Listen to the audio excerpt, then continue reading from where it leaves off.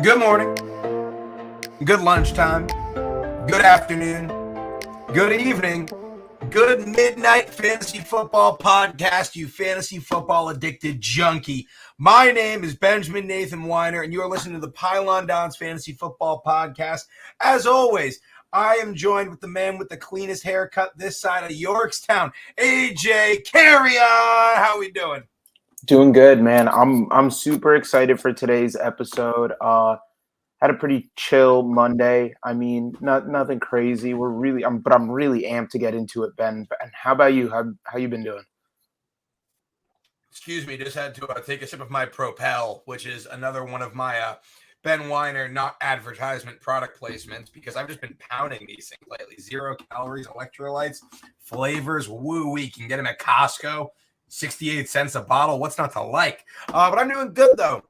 We're going to get moving along today because we only have 4 minutes until we kick off our Dynasty Startup Mock Draft. We have a lot of interesting names and faces in the queue today. A lot of big names on the draft board. A lot of friends, family, followers, some loved ones. So what we're going to do is we're going to break down exactly what's going on.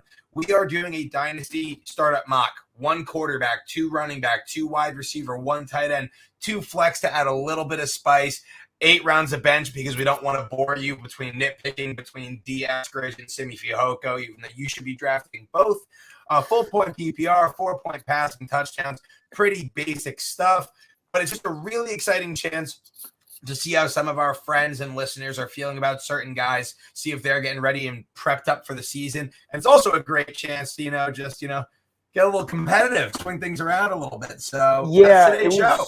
It was really fun recapping the one we did about a year prior, almost to the day. I think when we did it, it was post landing spots, but before a lot of dynasty leagues were even conducting their rookie drafts, and the rookies were included as well. So you did have things like Najee Harris was a Pittsburgh Steeler, and that did bump his ADP, but it even after that continued to rise through the offseason.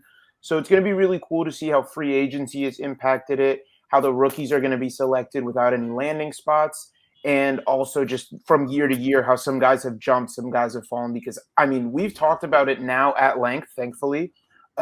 This offseason has completely changed the NFL landscape entirely. And what it's done is it's really affected the top-end talent, especially from what teams they're playing for, which is not something you see every offseason. So I'm really excited to get into it.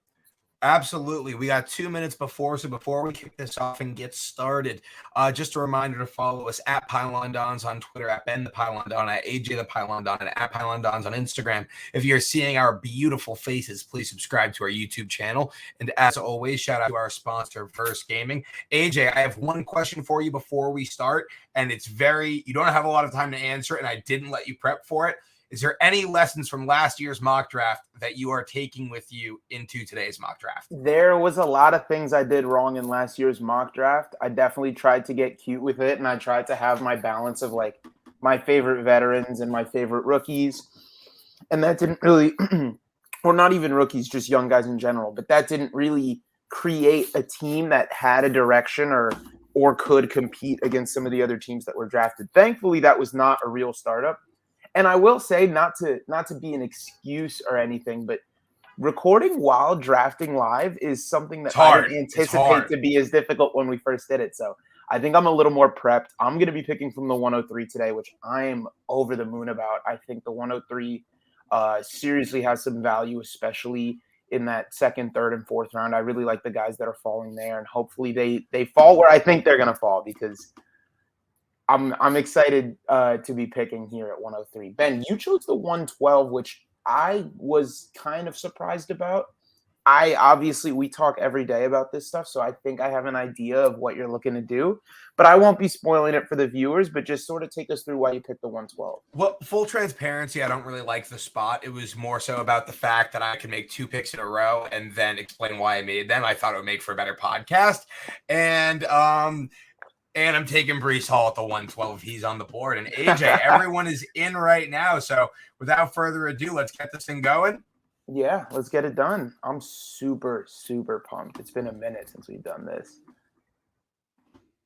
30-second clock. Ethan Gold is on the clock with the 101. Rumor has it he's going to be taking Terry McLaurin. Contrary to popular belief, he goes with the unconventional Jonathan Taylor. Not a bad pick at all. And so, now AJ, so who are you hoping for here at 103? I'm going to take Jamar Chase. I'm not going to overthink it. I was pretty much split between Jamar Chase and Najee Harris. Since Jamar Chase just has that longevity to him, and I do have to remember that this is Dynasty. It's not like he's like a Javonte Williams where like you're taking him so high that he has to immediately contribute or at least show out. We know what Jamar Chase is. We know what he's capable of. And Najee goes right there at the 104. Fantastic pick right after. But yeah, it was a matter of like, I think Najee Harris can win you a fantasy football league next year, but I don't know if in 3 years I'm going to be able to tell you that Najee Harris is a cornerstone of a competing team. Whoa, and Jamar Chase will definitely be. Matthew Lindsay taking Tyreek Hill at the 105. I mean, we played in a league with him before. This isn't entirely shocking. Yeah, no, he is definitely not someone who avoids the hot takes or avoids the risks. But you know what? Tyreek Hill is probably one of the 2 or 3 best receivers in football. And if Lindsey goes for a win now team, if he takes a guy like Nick Chubb at the 2-8, that could just be how he wants to take this direction. It's really important to remember in Dynasty Startup Mocks, there's a whole lot of different ways that your teams can go.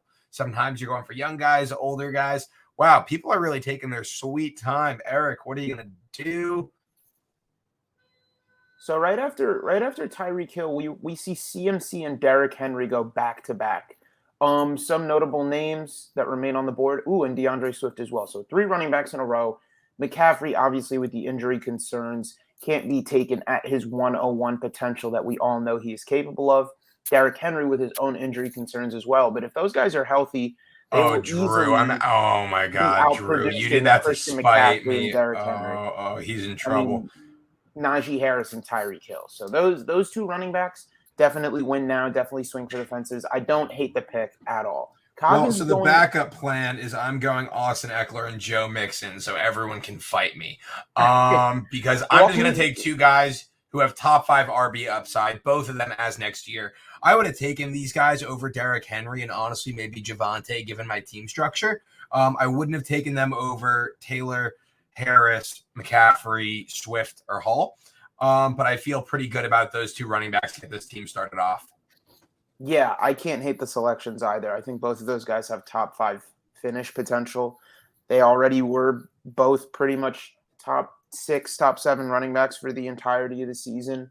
And they're not over the hill. They're not 29 years old. They're 26, 27-year-old guys who are still just getting going in their careers. This year was breakout years for both of these guys. They certainly have a little bit more left to give. Yeah, and more of a breakout year for Mixon definitely than Austin Eckler. Austin Eckler obviously in 2019 with that RB4 PPR running back finish. But Mixon was somebody that always garnered high draft capital. We knew he was talented, and when he put it together, I think he sort of reminded everybody why people were willing to get hurt again in the past. And so I do love the pick at Mixon at 201. It's definitely more win now. After Mixon going Lamb, Brown, Metcalf, Kupp in that order. Interesting to see Metcalf go over Kupp with what the Seahawks have done this offseason. Yeah, absolutely. I mean, I think that it's honestly a really good chance to buy DK Metcalf for the last chance, like in Dynasty before he really could blow up. DK has also been speculated in terms of plenty of trade rumors, which is just something to keep in note as well. But he's just such a talented guy. And I like to take these opportunities of uncertainty as a chance to buy the dip. Yeah, I mean, I can't really hate buying the dip at all. I am now on the clock. Cam Akers, Kamara, and Saquon going before. I think I can get who I'm looking for at running back at the turn. So I'm gonna just go with a player that I just enjoy watching too much, and it's not gonna let me pick because my computer internet may have just cut out. We'll see how this goes. Ooh. I got 1 second on the clock. Will it?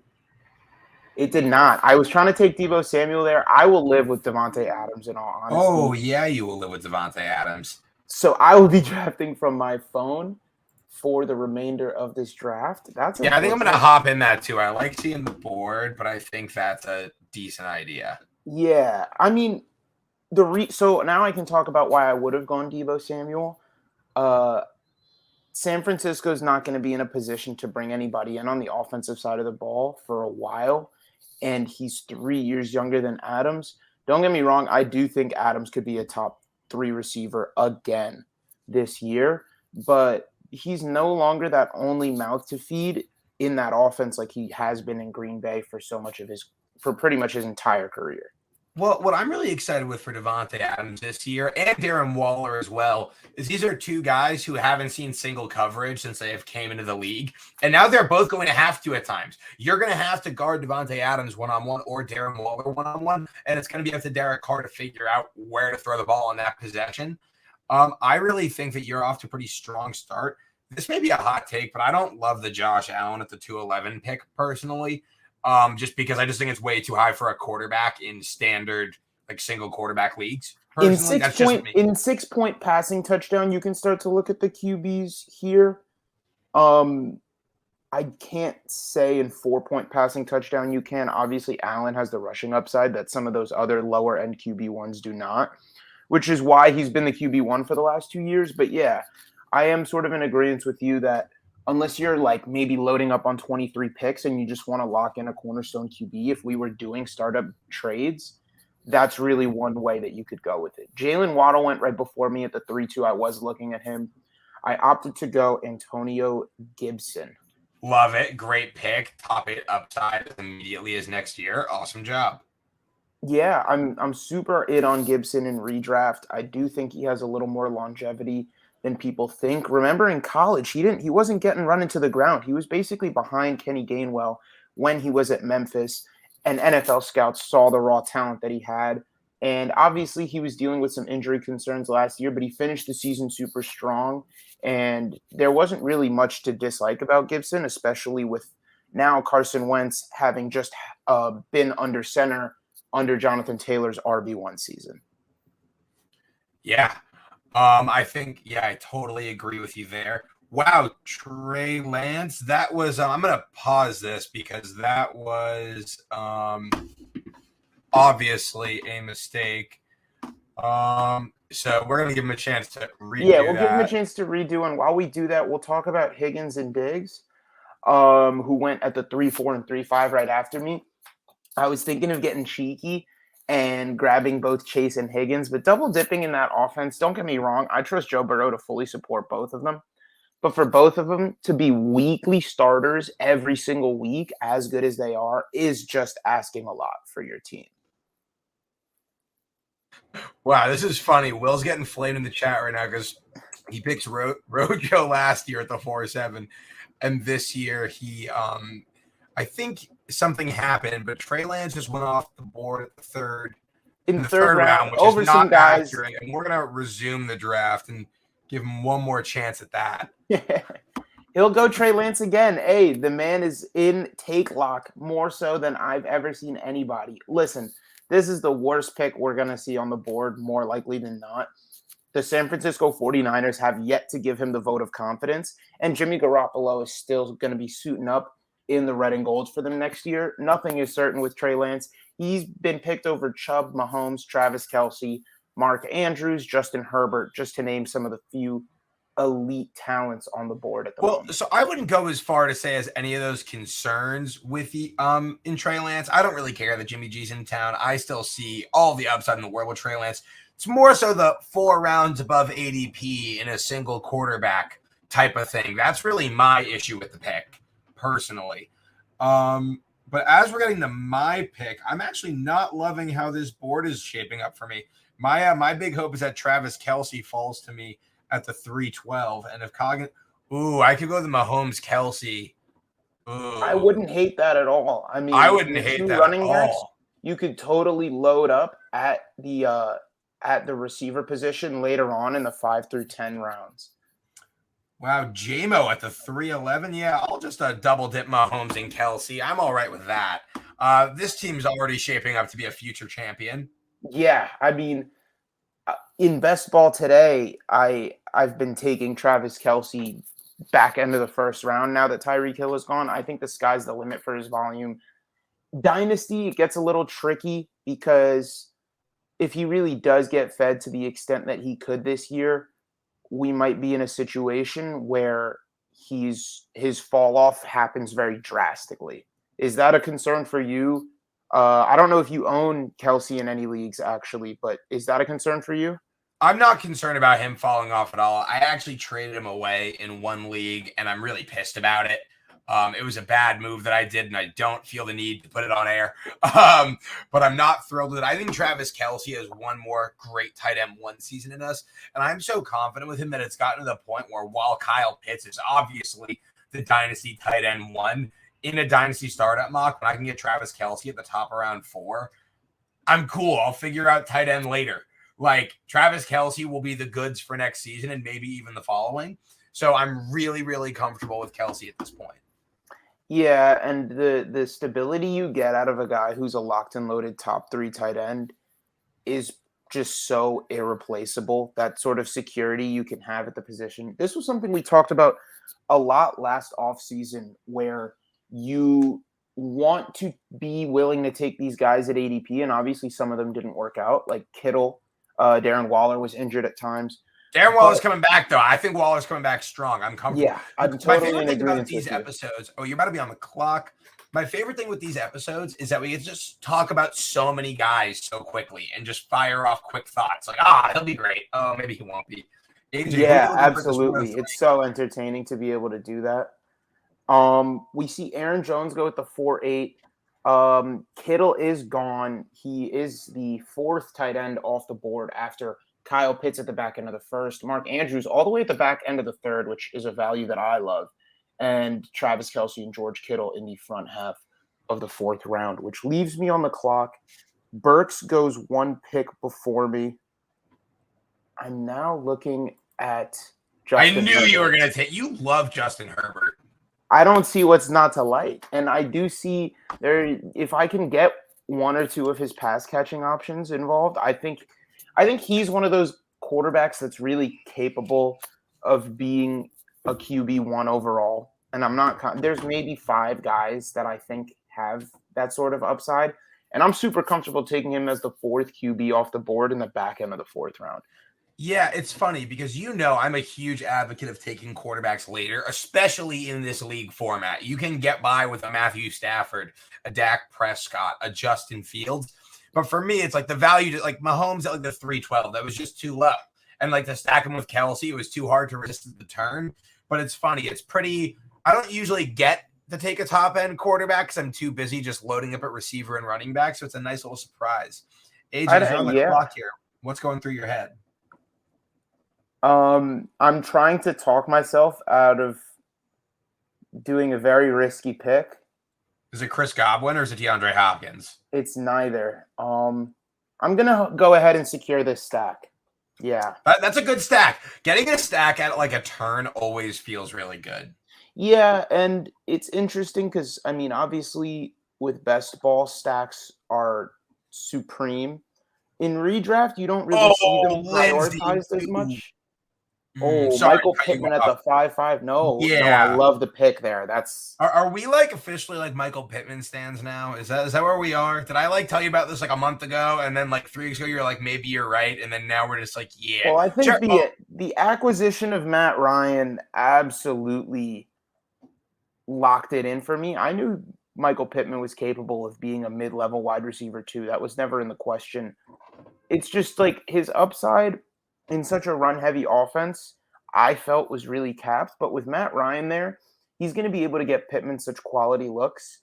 And if the Colts end up taking a quarterback as well, he's going to be grooming that quarterback who will then be working with Michael Pittman. So I think Michael Pittman could potentially have a really bright future. Obviously, again, with receivers, the window is so much longer than with running backs. So Jonathan Taylor could have 3, even 4 more fantastic years, and Michael Pittman will be able to play alongside him and not have that defensive attention. Yeah, absolutely. So I'm honestly just scouring the queue. My face must just look so locked in right now because I really want to nail these picks. And I think I may get a little reachy, AJ. I think I may get a little reachy. I don't hate reaching, especially at this point in the draft. If you've got an idea for what you want your team to be, you can definitely go ahead and reach on some guys. Whoever you think the best player available at the end of the day, you should really go with your gut. Rankings will tell you one thing, ADP, and all those things are super important. But if you've got a guy, you don't want to be sitting there championship weekend thinking about how you were high on him and didn't take him. Well, you know exactly who I'm taking, and I'm taking AJ Dillon because AJ Dillon is one of my favorite players to own in Dynasty. He is, if you have a little bit of patience, it will go a long, long way on AJ Dillon, is what they're saying about him. He's looking to get more opportunities this year in Green Bay. Aaron Jones is still in town, but AJ Dillon has a chance to be the main guy between the on first and second down, absolutely, with Aaron Jones handling more of the passing down work. And Aaron Jones won't be around forever. And AJ Dillon has been flashing. So I'm fired up. Yeah, I took Mike Evans because, who doesn't like to have a wide receiver one on their team? Yeah, I'll gladly take a wide receiver one at the top of the 6th round. That's what Mike Evans brings to the table. We've seen him do it before. Miles Sanders at the 6-2. That's a very interesting pick. Oh, Mike Bergen taking Mitchell at the 6-4 is a heartbreaker because I had Mitchell in the queue back at the 5-3 even was considering him, and he was not going to make it back to me at the 6-10. I do think that was a little greedy on my end, so I'm definitely going to be looking running back considering I only have Antonio Gibson. Wait, sorry, the chat was just popping off. Can you run that by me one more time? You're good. I'm going to be looking at running back here. So now I'm on the clock. We've got Fournette, Michael Carter, James Robinson, James Conner, Kareem Hunt, and some rookies on the board. I'm going to swing for the fences and go Lenny. I think that's the right pick there, especially because Adams and Keenan Allen are a little bit on the older side, but Antonio Gibson is young at running back. So having that veteran that fits that timeline to go out and try and compete with my team that I'm really proud of and wish I owned in other leagues, because Eckler, Mixon, AJ Dillon, Mahomes, Kelsey, and Evans. That's definitely more of a win now team. Interesting to see neither of us really go for the super young players. I feel like when we do drafts together, one of us always ends up falling victim to the rookie fever a little bit more than the other. If we're being honest, it's usually me. But yeah, I'm super into this more win now focused dynasty team that I'm building here. But I definitely will be looking to go younger in the later rounds. Yeah, there's also a lot of receiver depth still on the board. I'm looking at like 10, 15 guys down there who still have like top 24 upside. Like we're in the middle of round 7 right now, and I still see Olave, Brown, Claypool, Mooney, Lockett, Williams, A-Rob, there, Sutton, Brandon Cooks, Rashad Bateman, Juju. There are receivers to spare. So I'm actually pretty happy with my decision to start addressing running back and other premium positions on the earlier side. Yeah, a real interesting collection of picks we've got in this 6-9 to 7-4-8 pick wraparound. We've got Kyler Murray, Leonard Fournette, Amon-Ra St. Brown, Joe Burrow, Jahan Dotson, Chris Olave, Michael Carter, and Hollywood Brown. Those are all guys that I'm pretty comfortable taking at their ADPs, except for maybe Jahan Dotson. Joe Burrow at the 6-12. So you were higher on Joe Burrow than I was last year. And that felt good. Yeah. The rushing upside was really the divider between the two of us in our redraft rankings. I thought, and rightfully so, to be fair, your process was sound there. That I would say made some sense in retrospect. Yeah, with combined coming off of the ACL injury, them choosing not to address the O-line, it was not a risk I was willing to take. I would gladly take Joe Burrow at the 6-12 in every one quarterback dynasty startup now. I don't think he's going anywhere. I'm about to make Coggins really mad because when Coggins ultimately takes Michael Thomas or Deshaun Watson or James Conner, I'm going to take Tony Pollard, because Tony Pollard is going to have a chance to be very, very good very, very shortly. As soon as this year, he may have standalone value as Zeke's tires continue to erode in front of us. And I'll take a little shot on Darnell Mooney as my wide receiver too. Top 24 guy last year. And he'll have a chance to repeat again this year. Like there's nothing going on in Chicago in terms of target competition, and Justin Fields can only improve. Yeah.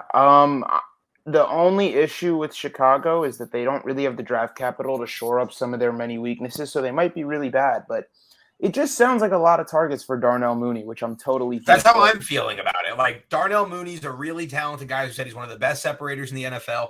And it's not like Byron Pringle is going to be what brings him down. Yeah, totally agree. Couldn't have said it better myself. He That'd is be a basically terrible alone over soundbite there. if Byron Pringle did happen to be the downfall of Darnell Mooney. That would just wow. Like That would be a freezing cold take. We would have to definitely wear that with a badge of honor to even think of Byron Pringle as a potential threat. I might even give us the props, even though we were dead wrong. yeah. Well, before we get to your pick, I want to double back on that Will Glennie Trey Lance Rojo controversy. I actually paused and removed the pick because I thought he got auto picked. Glennie said, no, I want Trey Lance in the mid-third round, which is hilarious and not a good pick. But I will say, though, is looking at the rest of his team, it's still a bad pick. But if Trey Lance were to hit and were to meet my own expectations, top 6 quarterback, McCaffrey, Barkley, Damian Harris, London, Godwin, Gabe Davis, Dawson Knox. His team's really not bad. I just think that team would have looked a lot better with Justin Herbert or Patrick Mahomes. I mean, in terms of raw talent, that team is super good, and there's no denying that. Those are all very capable football players. I just don't know if it would mesh to win a lot of games, unfortunately. I'm gonna go back to running back, and I'm gonna take Kareem Hunt here at the 8-10. He was somebody I talked about when we discussed the free agency news with Deshaun Watson as a potential beneficiary of the Watson signing that not a lot of people were talking about, because I don't necessarily think Cleveland is a lock to get a receiver this offseason. Will Fuller still hasn't signed. And outside of Amari Cooper, there's not many pass catching options. So I think Kareem Hunt could underratedly see a ton of targets this year. I totally agree. And people forget that Kareem Hunt is one of the 10 best running backs in football. People forget about this because he only gives us half of that production because he's behind Nick Chubb, who is one of the few running backs who's better than Kareem Hunt. But they really are such a dangerous backfield, and Kareem Hunt is as good as anyone on any given play. So it's never hurts to have a guy like that on your team there. Looking at the board before your next pick, is there any teams that are really standing out to you aside from our own teams? I really like what Bergen's doing. He's choosing to forego QB and tight end and really just loading up on some of the better depth on the board. I'm a little bit far down the board, and even though I've sort of gone win now quite a bit, I'm still You're really also on the clock, by the way. No, I'm building up the hype to take Kadarius Toney.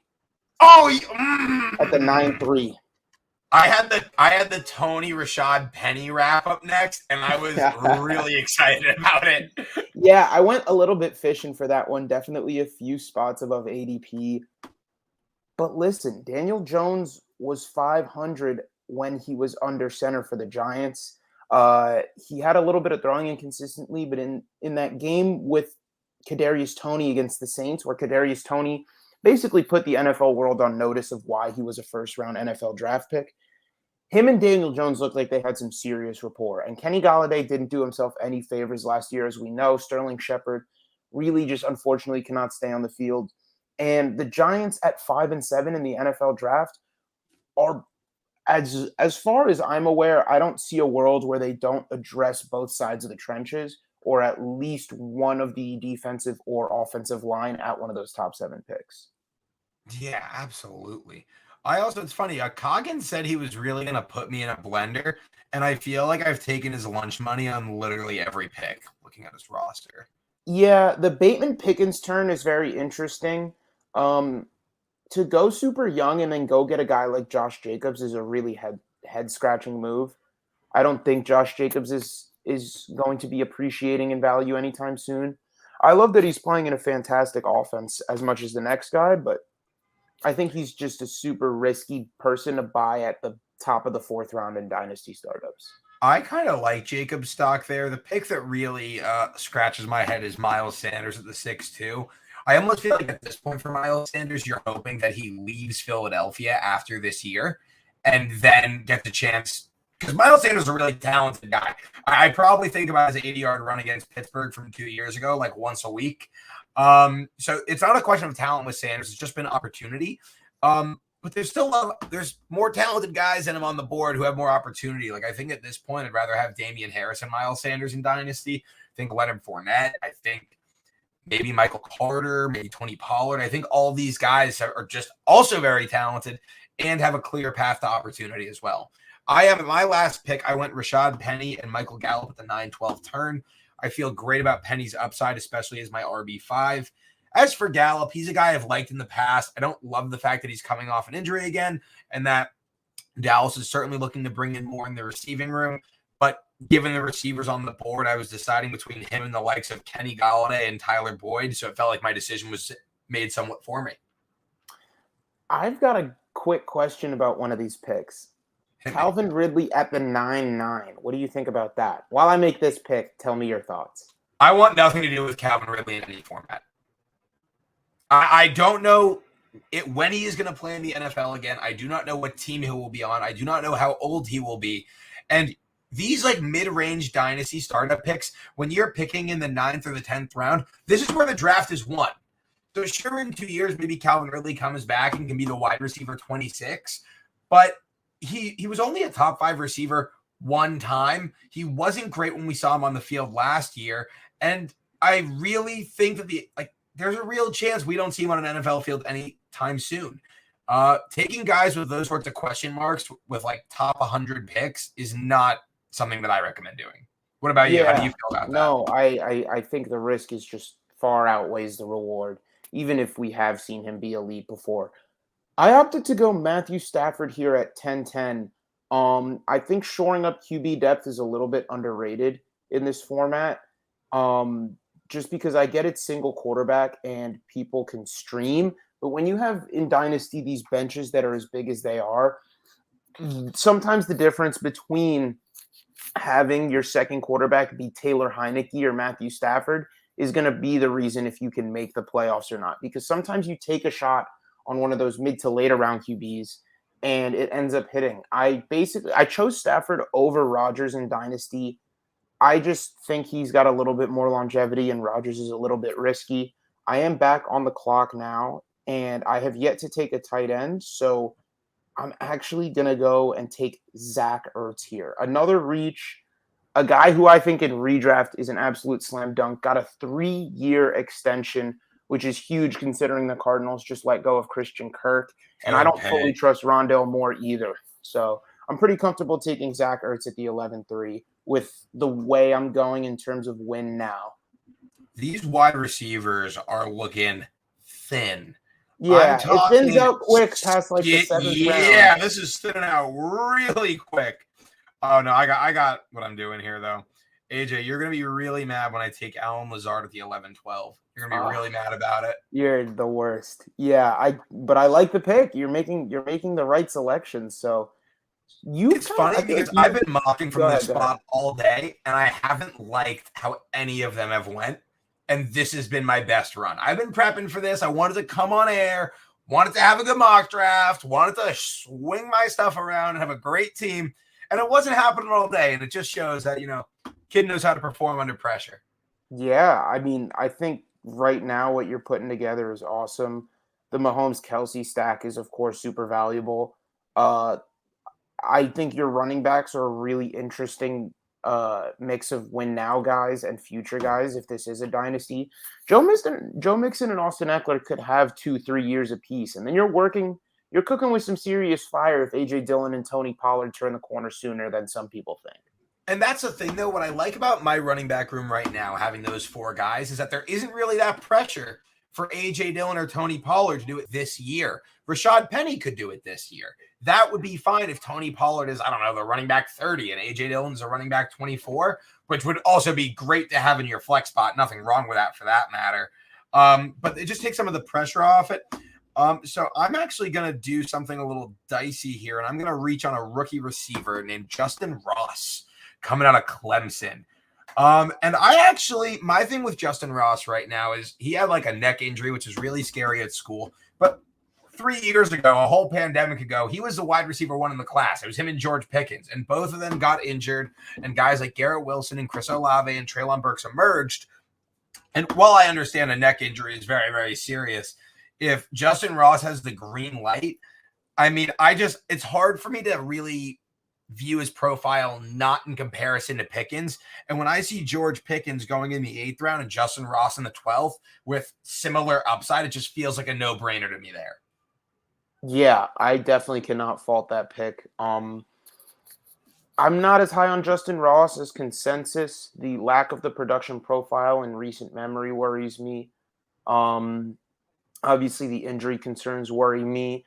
I think he's going to be very landing spot dependent. I really would love to see him in a vertical offense where he can serve a very specific role. Like if he went to the Indianapolis Colts, that would be something I would be super interested in because Matt Ryan, I get he's 40, but he was still slinging the rock last year. So he could use a deep threat.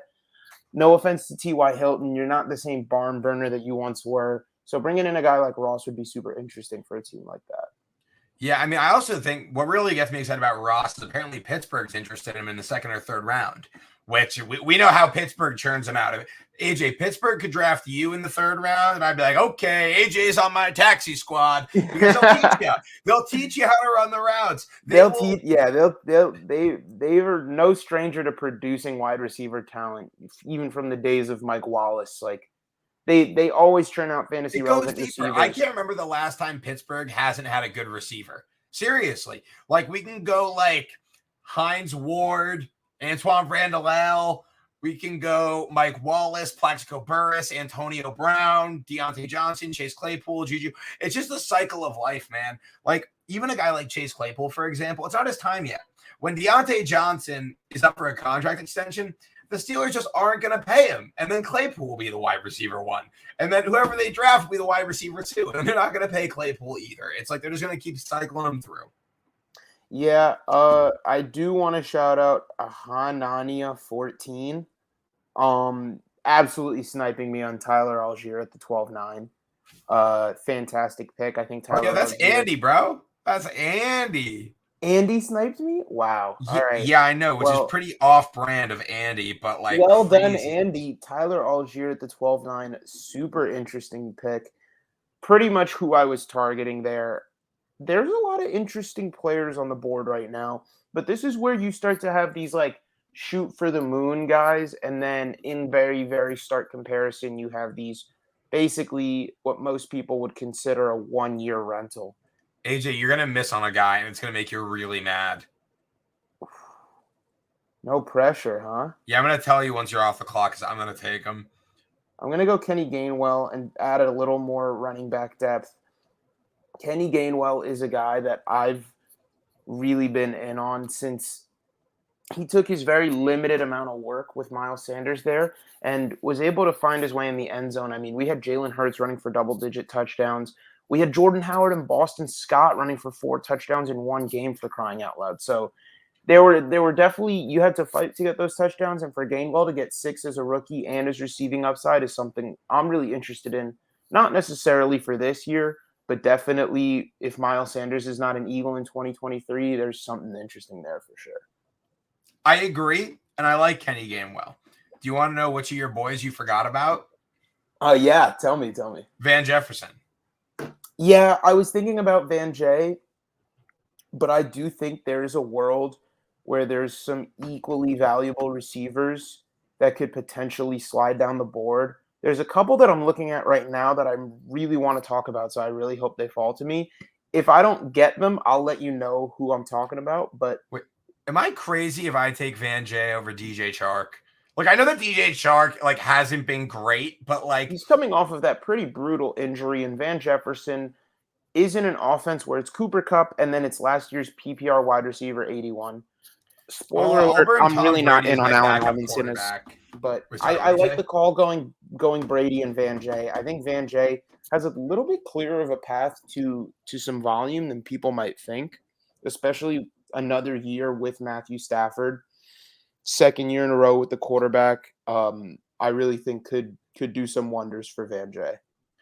I think when it gets back to my last wrap, I'm going to take two of my favorite running back sleepers, honestly, because people aren't even going to know some of these guys, and I just want to stir up the pot a little bit. How do you feel about that? I'm all for it, honestly. I think when you get to this point in the dynasty draft, once you're looking at players where it's like the number is over 150 ADP, you can kind of throw it out the window. It becomes it's not like super regimented, those rankings. Like, I really think the 183rd guy is better than the 185th guy. Like, if you like somebody that's 20 spots below somebody else that might be something of dynasty value, just go with your guy most times, unless it's like a locked in veteran that's sliding down the board. Otherwise, I would just reach on my guy. Yeah, before we get to your next pick, just looking, is there any shout outs or any chirps you're trying to throw looking at this board?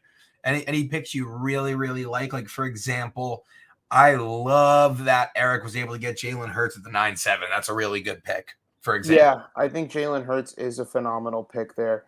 I'm going to take Mecole Hardman. Ew, you dude. hate the pick. And yeah. I don't blame you for hating Is there a spot in our lineup for gunners on special teams, dog? I just don't necessarily think the Chiefs are going to bring in more speed guys. I think the Chiefs figured out the formula. These speed guys are a dime a dozen. And I'm glad that all but one of them, so no Pringle, no Demarcus Robinson, no Sammy Watkins, no Tyreek Hill. It's Hardman, it's brand new Juju, it's Travis Kelce, it's Clyde, who everybody keeps thinking is going to catch passes, and he can't. And he has no hands. No one wants to talk about this, but he was used very effectively in the last two games of the Chiefs playoff run this year. They actually started to use him quite a bit more, almost in like a hybrid slot guy type of role, and I thought that was super interesting. Hey, trust me, I get it. If you hate this pick, I really don't blame you. Trust me on that one. I'm going to take another guy that you're probably going to also hate, so you might want to just strap in for Nico Collins. I got no qualms with Nico Collins. If you're cool with your next 6 years of wide receiver 45 production, hey, man, there's a whole lot of roster spots on these leagues. I'm cool with Nico. So with the rumors that the Texans are fielding calls for Brandon Cooks, though, do you think they'll bring in another receiver in the draft? Yeah, I haven't went on the mic publicly with this yet, but I've been kind of feeling Garrett Wilson to the Houston Texans at 13.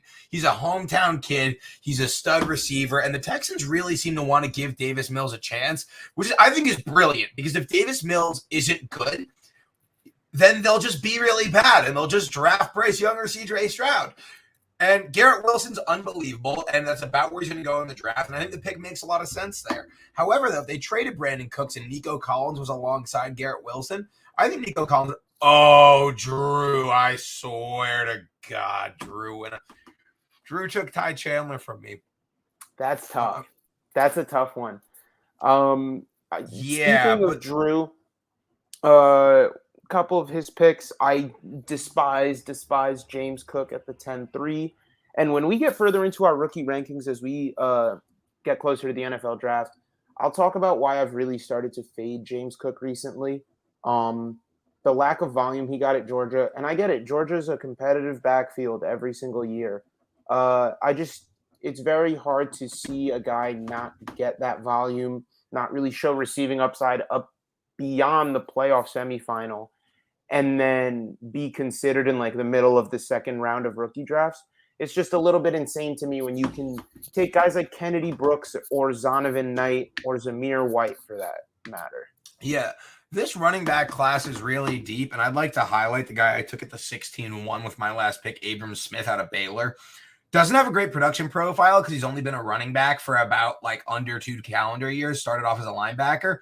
AJ, I know it was a pro day. I know it was a pro day number, but you know what Abram Smith ran today at his pro day? He ran a 4.5 flat, right? Ran a 4.5 flat at well over 200 pounds. Yeah. And this guy is not. That was like I saw him do that, and I was like, oh, this is like some Ray Rice ball of energy, Doug Martin muscle hamster type of energy going on, you know? You remember I showed you Abram Smith's tape. Shout out to Jeff Bell from Fantasy Pros, because he's the one who put me on to Abram Smith. And I think that Jeff Bell is on the one here, because if Abram Smith walks into a running back room, he has a decent chance to be the largest and fastest man in that room. And that's usually a good combination to get you on the field. Yeah. Fast, willing to pass block, and decent vision will really go a long way. I only own one tight end. And to be honest, I now am going to take Gerald Everett of the Chargers. Yeah, I saw him there, but I was like, I can take Alberto. AJ can take Gerald Everett. Yeah, I was a big fan of the Everett signing to the Chargers. I do think that Hunter Henry was about the tight end 8, if I'm not mistaken, in Justin Herbert's rookie season. Obviously went to New England and continued to produce. Gerald Everett has not really produced to the degree that we think his talent can allow him to. But I think if there's an offense that really had a gaping hole at tight end last year, it was the Chargers. And the Gerald Everett signing completely filled that up, in my opinion. 100%. So as we're finishing out this draft, AJ, last pick by Ethan was Calvin Austin. Cheeky Ethan, of course. So now just looking at the board, AJ, I guess the first thing we should start with, just to run through a couple like superlatives and just how we're feeling, is looking at your team and looking at your lineup. How do you feel about it? Like, run the people through your lineup. So I'm rocking Herbert, Antonio Gibson, Leonard Fournette, Jamar Chase, Devontae Adams, Keenan Allen, Zach Ertz, Chris Olave, Kareem Hunt, Kadarius Toney, Melvin Gordon, Kenneth Gainwell, Hardman, Nico Collins, Gerald Everett, and then my backup quarterback is Matthew Stafford.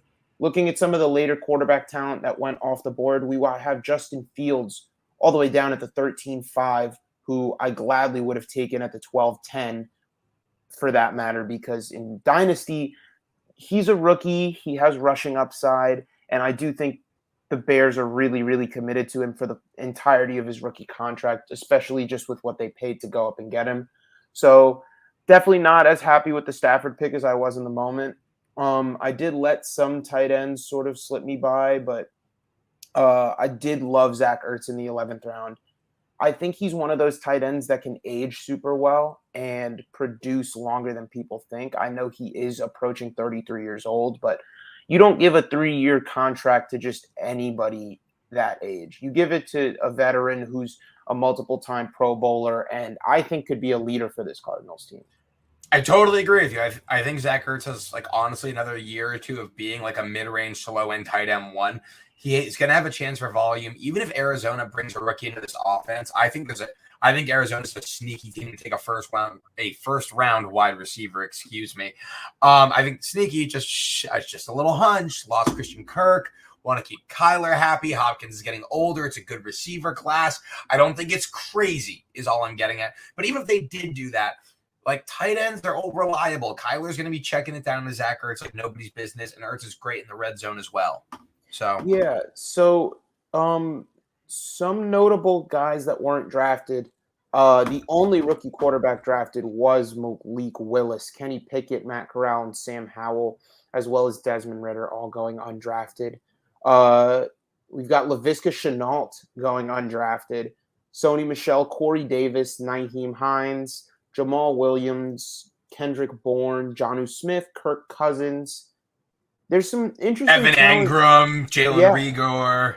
Some interesting talent on the board, except for the part where you said Jalen Reagor, but we'll just ignore that. Ben, how are you feeling about your team right now? I honestly feel great about my team, so I'd like you to ego check me as I run you through it and just let me know if I shouldn't feel this good. But I'm running out Patrick Mahomes, Austin Eckler, Joe Mixon, Mike Evans, Darnell Mooney, Travis Kelce, A.J. Dillon, Tony Pollard, Rashad Penny, Michael Gallup, Alan Lazard, Justin Ross, Van Jefferson, Tom Brady, Albert O, and my boy Abram Smith out of Baylor. This team is certainly a little thin at receiver, but I think it honestly has enough to get by. That's kind of how I feel about it. And, like, hypothetically, I'd have a 2023 one that would easily be a point of need. I feel really good about what I have on this team because I like how deep I am at running back, and I think my receivers are talented enough that something's got to give. I think the Albert O pick was fantastic, by the way. Thank you. So shout out to you on that. I definitely would have taken Alberto over Nico Collins. I didn't do enough digging myself. What was his ADP? It's got to be what, Super, 230? but you always got to be digging in Sleeper. Always Yeah. got to be digging. We love Sleeper, the app with the ADPs. So just Yeah, running you through a might look couple. at some rankings in comparison to the sleeper ADP and notice some big discrepancies. Definitely factor that in. They value the rookies pretty highly on their dynasty startup ADP. How did you feel about where the rookies went as a whole? I think some of the rookies went too high. And I think that is just a product of a couple things. I honestly don't have any problems with any of the rookies. I'm scouring. Let me just make sure. I'm cool with all of the rookies that were drafted in the top 5 rounds. I'm okay with Isaiah Spiller in round 5. I wouldn't take Jameson Williams in round 3, but I'm not mad about it. What I found a little bit concerning that I wasn't a big fan of was picks like Pickens in the 8th round, or even Christian Watson in the 8th round for that matter. Jahan Dotson in the 7th round is a little high for me too. These are all guys I like, but I kind of view those second tier of receivers as while they're very talented, I view them more as prospects than necessarily immediate contributors. And I think the 8th round is a pretty sizable investment for a guy who may not be able to start for your team year 1. I mean, Juju Smith-Schuster, Allen Robinson, Kareem Hunt, James Conner, Pat Fryermuth. Those are all Dalton Schultz.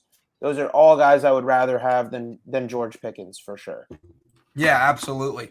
But overall, I love when we do this exercise, and I'm looking forward to doing it again next year. Maybe we should just let this like run as like a best ball simulation to see whose team ends up the best. But I'm feeling pretty good about it. Is there any picks you'd like to shout out? Any players that you think did a really great job with their teams? Ethan went a very interesting route. The Jahan Dotson pick was kind of a reach, and he did kind of go veteran and younger guy later on in the draft. His 2 tight ends are Trey McBride and David Njoku. But I mean, when you pick at 101 and you don't do 3rd round reversal, it's pretty hard to screw it up. So going Taylor, Debo, Dobbins, ETN, McLaurin, Joe Burrow to start was pretty strong in my opinion. Andy going Najee, Cam Akers, Higgins, Treylon Burks all the way at the 4-9, a full round after Garrett Wilson. I'd like that pick as well. And then Hawkinson and Kyler Murray, I thought that was a strong start too. Totally agree with you. A couple more shout outs to give. That Trey Lance pick was terrible, but I like the roster I see. And, because I like Trey Lance. And, I hate to say it. And but think about it. If he goes Lance, McCaffrey, Barkley, London, Godwin, Knox, Damian Harris, Ty Lockett, that's as good as any team. That is as much upside as any team, for that matter. So, well, I think that Lance pick was certainly egregious. I would actually say it was probably better than the Rojo at the 4-7 last year. So, baby steps for my boy Will Glennie. And then I also, I don't love Eric's entire team, but I love one thing he did. Eric went receiver 5 rounds in a row. He started off Henry and Cook. And then he went Garrett Wilson, Devonta Smith, Jerry Jeudy, Ayuk, Claypool. I'd actually flip the order of some of those guys in terms of where I'd take them. But I think that's a really strong example of letting talent and value find you, and taking all 5 of those guys are immensely talented players with long careers ahead of them who should be contributing as soon as this year. There is certainly some future wide receiver ones in that bunch. And I think that's just a great example of getting some good young talent. And this is like a nitpicky thing, and very nuanced. I really like Ethan Mackey's DeAndre Swift and Nick Chubb pairing. Those are 2 guys who I think work really well as a yin and a yang of sorts. Swift is a younger, sexy PPR guy. Nick Chubb is this bruiser between the tackles who is getting up there in age, but definitely still has more to go. And I think that it'll give him ideally 1 or 2 more years of a great running back duo, and then an adequate heir to the throne in terms of passing the torch. Bergen, you also picked a killer team. Javonte, Metcalf, Deontay, Montgomery, Elijah Moore, and Elijah Mitchell, Cortland Sutton, Juju, Ramondre Stevenson. That's a crazy amount of depth at both positions. I conveniently left out the Calvin Ridley pick, but other than that, I mean, that's his wide receiver 6. Those 5 guys that he has at receiver are very, very good. So this is maybe a loaded question as we're ending the show, But what's it going to take for Deshaun Watson's ADP to rise? Because I personally feel like right now the ADP is low because of a morality thing. And that's really all there is to it. Like, look, I don't want to be the guy to pick him. That's as simple as it is. But, like, let's use our eyes here, and we know how good of a quarterback he is. Like, what do we think it's going to take for this ADP to rise? Is he going to have to be the undeniable quarterback one? Is it going to, unfortunately, be time? Do you have an opinion on this? Should we table it for another time? I'm just observing the board and just, like, thinking out loud a little bit. You don't know what sort of action the NFL could still take. This is far from over. And I think that's definitely something that at least plays into where I stand on not really drafting Deshaun Watson at his current ADP. He could be suspended for 8 weeks. He could be suspended for 4. I'm not here to play Oracle or try and guess how long a potential suspension could be. He may not be suspended at all, but there's not a lot to work with in this offense. And that's not to say he hasn't worked with some great weapons before, but like the 2 best players on the field are going to be him and Nick Chubb every single snap. And if it's not Nick Chubb, you could argue it's Kareem Hunt and Amari Cooper. I don't view them as that far off. I think Kareem Hunt is insanely talented still. Can Amari Cooper do it by himself alongside DPJ and Njoku and Anthony Schwartz? I'm not fully convinced. So I don't know if Watson puts up some crazy throwing statistics unless Cooper really takes the next step. Interesting. So there's a world where you think that Watson is like not going to be a top 6 quarterback. That's totally on the table for you. Yeah, I could definitely. Provided he plays a full 17. Like, provided, like, let's pretend he's not suspended. He goes 17 games. You think that there's a world where, like, let's say it goes Allen, Lance, Mahomes, Lamar, Kyler, and Justin Herbert. Like, all those guys could just be better than Watson, just as is. Joe Burrow, Matthew Stafford could potentially do it again. There's just a real world where he's not a top 5 QB. And I mean, he put up back-to-back QB5 performances when he was a Houston Texan. But this is a new team, and Kevin Stefanski doesn't really set up his quarterbacks for success. And I think underratedly, he's going to be a little more stubborn about going away from the run game that treated him so well just a couple years ago. Sounds reasonable enough to me. AJ, I think that's all I have. Is there anything else you'd like to bring up before we bid our wonderful listeners and mock drafters adieu? If you guys ever want to participate in this, again, we'll be plugging the socials here. You could definitely reach out to us at AJ the Pylon Don, at Ben the Pylon Don on Twitter. Make sure to check us out on Instagram at Pylon Dons. Ben, you got anything else to go over before we head out? Believe, and I haven't checked my notes. This is off the dome. I'm pretty sure we're getting to some rookies next week, so definitely stay tuned for that. Believe that could be quarterbacks and tight ends, not to get everyone too excited, because you know what a killer quarterback class this is. I love every single one of them. They're all my favorite. I'm taking them all in single quarterback leagues. Take Malik Willis over Breece Hall, of course. And additionally, also drafts like these we'll be looking to do in best ball style too. So stay tuned. Keep interacting with us. We'll keep interacting with you. Peace, love, fantasy football. AJ Dillon's the 401k. He's AJ. I'm Ben, and I'm having protein pancakes for dinner.